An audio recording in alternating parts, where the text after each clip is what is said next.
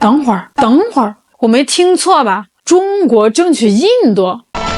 Hello， 大家好，我是小懒。今天咱们再聊聊那个相爱相杀的老邻居印度。这事儿保准让你听了气着气着就给乐出来了。话说最近咱们上头不是派了这个王毅外长去了一趟印度吗？这可是个大事3年多了头一回，又是见这个印度外长，又是见这个安全顾问，最后连这个莫迪老仙都见着了。那场面上看挺热闹的，挺和谐的。那又是达成了共识，又是搞了10个具体成果，感觉中印关系这辆卡了半天坡的破车终于要往前挪一挪了。你想这几年印度那边的日子也不好过呀，外面有他美国爹不停的敲打，一会儿让买这个，一会儿让制裁那个，这里头呢经济发展压力山大，国内那点破事也是一箩筐。所以之前那个在咱们面前拽的跟250的莫迪政府这一次总算是把那个又臭又硬的脑袋瓜子稍微的低下那么一点点。表面上看呢是摆出一副哎呀邻居嘛还是要好好相处的笑脸。那往好了说呢，这个关系是要回暖了；往坏了说呢，其实也没啥坏的。这么多年了，中印关系不就那样吗？还能差到哪儿去大不了就再给他们上一课，复习一下62年的历史知识呗，是吧？但是各位，重点来了，我们这边本着诚意去串门，想着大家都是大国，抬头不见低头见的，握个手往前看。结果呢，总有那么些人给你整点幺蛾子。印度那边有些个所谓的文化人、大学者常年在这个美国西方的舆论圈里泡的这个脑子都发酵了。我们这边刚递过去一个橄榄枝，他那边立马就摆出一副教师爷的谱，好像是我们求着他办事一样那说出来的话那个傲慢，那个偏见，我听了都想把昨天的晚饭给吐出来。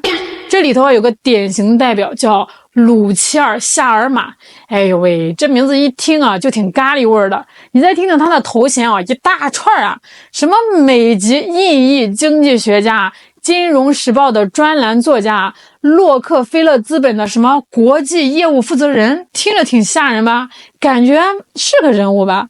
结果这位大人物前2天接受彭博社采访，张嘴就来了一句石破天惊的话。他说啥？他说现在是中国争取印度的好机会。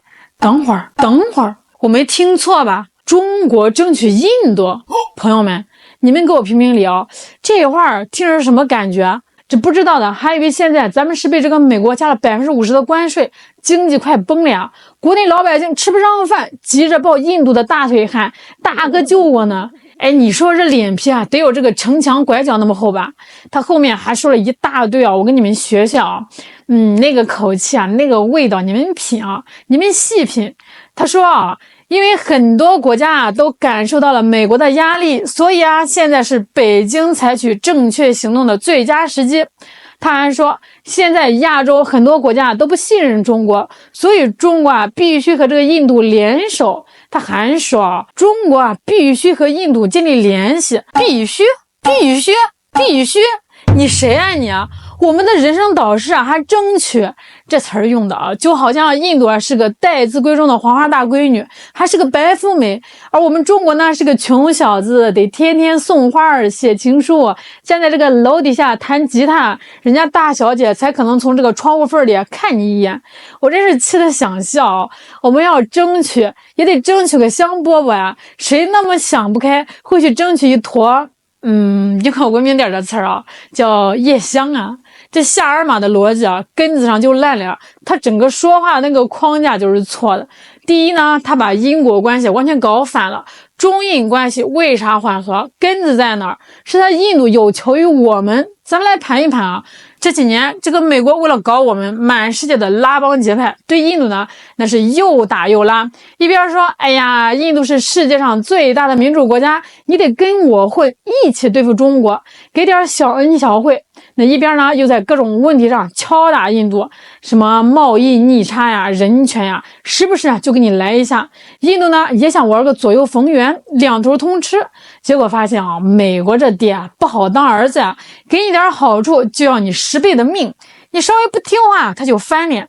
印度现在是被这个美国挤兑的难受啊，他承受不起同时跟中美两个大国闹翻的代价，跟美国那边已经有点不对付了，再跟我们这边继续僵着，那不是傻吗？所以啊，他才灰溜溜的跑过来说，咱们聊聊吧。说白了啊，就是他自己扛不住了呀，需要缓和跟我们的关系，来增加一点跟美国博弈的本钱。结果到了这个夏尔马的嘴里，成了我们求着他要争取他，这不就是典型的往自己脸上贴金吗？这第二啊，他完全无视咱们中国的实力和定力。这几年美国对我们搞什么贸易战，搞科技封锁，什么招都用了吧？结果呢，我们垮了吗？没有啊，我们的经济，我们的产业链展现出来的韧性，全世界都看在眼里。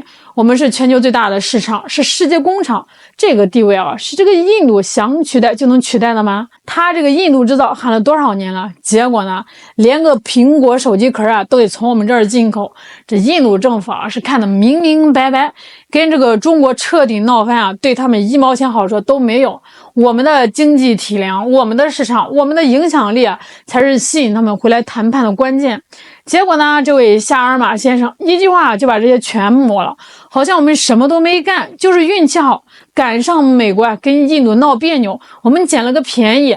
哎，你说可笑不可笑啊？这第三啊，就是他那个高高在上的教师爷口气，听着就让人烦哦。中国必须这样，中国必须那样，你以为你谁啊？给我们指点江山？国际关系就是过家家吗？你说必须就必须啊！改善关系从来都是双方的事情，我们拿出诚意，你也得拿出点行动吧。哎，你一边在这个边境上搞小动作，一边在国内煽动反华情绪，回头还让我们必须来跟你搞好关系，这天底下哪有这样的道理啊？这套话说啊，就是把所有的责任全都甩到我们中国头上，好像这个关系好了呀，是他们印度领导有方，那关系坏了呢，就是你中国做的不对，永远立于不败之地。这算盘打的真的是噼里啪啦响啊！还有第四，他还在那儿重复西方那套陈词滥调啊，亚洲很多国家不信任中国。哎呦喂，又来了啊！这就像个复读机一样啊！西方媒体一说起中国就是这句话，但是你问他具体哪个国家因为什么事儿不信任，他又说不出来了。这就是典型的泼脏水啊！先给你扣个人缘不好的帽子，它的潜台词就是啊，哎，你中国呀有原罪，你需要天天向别人证明啊自己是个好人。而他印度呢，他天生就站在道德高地上，永远有权利怀疑你、审判你，这不就典型的双重标准吗？所以啊，朋友们，你们看明白没有？这个夏尔马啊，他不是在做什么客观分析，他就是在搞舆论 PUA。他这段话啊，是说给3辈人听的，说给咱们中国听，这是在心理上给你施压，告诉你啊，你现在这个地位不行啊，被孤立了，你得放低姿态，多给我们印度点好处，我们才肯接纳你。说给他们印度自己人听，这是在给他们打气壮胆，告诉他们啊，别轻易相信中国。你看啊，他们都来争取我们了，说明我们很重要啊，我们得拿住了，别松口，继续保持警惕。说给西方主子听，这是在表忠心，强化西方那套叙事。你看啊，这个中国啊，就是个投机分子，只有在美国爸爸发威的时候啊，别的小弟啊才会被迫找这个中国抱团取暖。只要美国爸爸一清醒，一招手，像印度这样的国家啊，马上就会把这个中国给踹开，重新扑回爸爸的怀抱。这套路啊，玩的真叫一个溜啊！不过啊，他这点小伎俩，他也就骗骗那些不懂行的。咱们国内的网友啊，那个眼睛都是雪亮的呀。他这番高论被转到国内，那大伙儿的反应啊，跟我都是差不多的，都是看着看着就笑了。我给你们念念几条神评论，简直是说出了我的心声啊！有这个网友说，印度人总觉得自己很有价值，但仔细一看，基本上都是负价值。这话损啊，但我喜欢。还有人说，这不就是典型的敲诈勒索吗？我这段时间不给你捣乱了，你得给我好处，是这意思吗？哎，你别说，还真有那味儿。那还有更直接的，真是给我看笑了。美国都争取不了印度，中国能争取？再说了，印度有啥可争取的价值吗？哄着他别闹事就行了，一直都拿自己当根葱，还是插在猪鼻子上的那种。看到了吧，人民群众的智慧是无穷的。当有些所谓的大儒啊在那儿玩弄辞藻、自我陶醉的时候啊，咱们老百姓心里啊跟明镜似的。朋友们，话糙理不糙，国际交往从来都不是看你怎么说，不看你摆什么姿态，就看你这个兜里有几斤几两的真东西。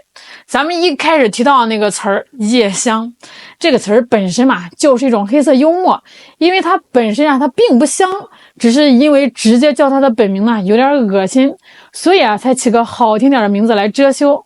但如果这坨夜香自己产生了幻觉，听别人叫的多了，真以为自己是香气四溢人见人爱，那这就成了双重的黑色幽默了。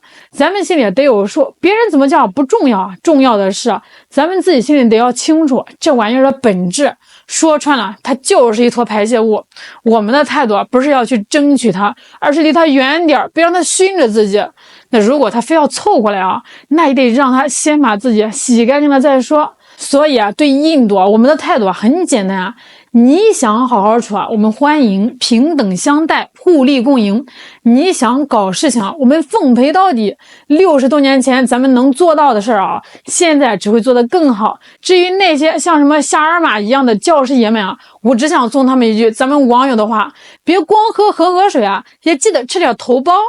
好了，今天跟大家聊到这儿了，大家听完是解气了呢，还是更来气了呢？欢迎在评论区留言哦。我是小兰，我们下期再见。